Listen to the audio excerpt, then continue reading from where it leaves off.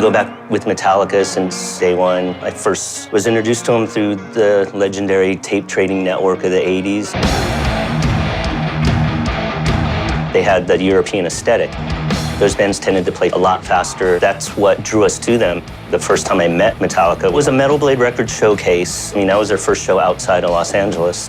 So when they got to San Francisco, the legendary Lars AMC Pacer pulling a U-Haul trailer. I think we went for pizza before, and some beers were taken from the club that probably shouldn't have, and because everyone was underage.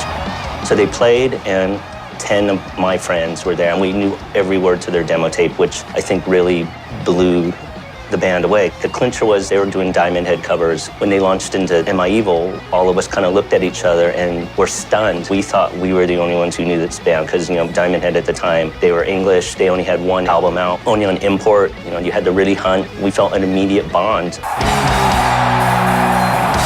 We were doing clubs, bars, and theaters and whatever.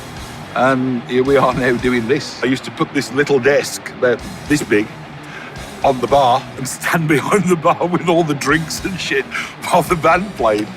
And now the bar's so much further away. I mean, shit. Metallica's listening, so I need them to hear you.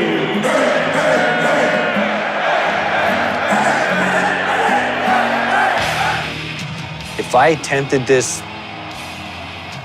5 years ago, 10 years ago, 20 years ago, when I drove 9 hours from Palm Harbor, Florida with my crazy friend Ed. We made it all the way to Atlanta. The Cult was opening for him, and I was right in front, looking up at James. If you told me at that moment, listen, about 20 years from now, you're gonna be opening for him, I go, yeah, okay, time to wake up. And James Hetfield went, Jam!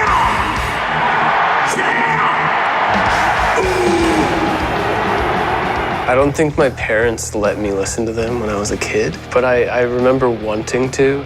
At the time I grew up, I mean, they had huge songs, so they were unavoidable on the radio, not in a bad way, but in a good way. I know almost all of these songs, like I know this band. At one of their first shows, it was a band called Hans Naughty. They were doing the whole David Lee Roth thing, because David Lee Roth was sort of the archetype frontman of that type of metal. We were bored. I think any other fan or kid would have just gone back to the bar, but we didn't want to give up our spot at the front of the stage.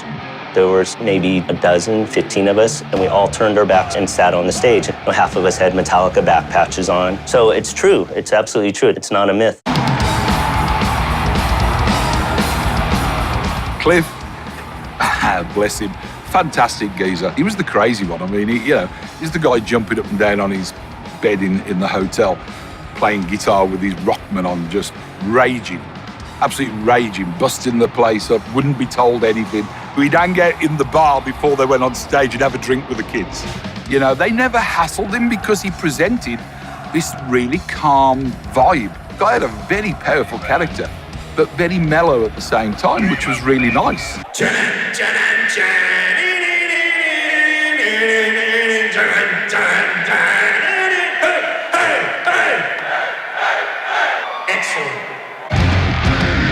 First time I really saw them was Nassau Coliseum. Place is packed. They went up, the whole stadium moved to the floor.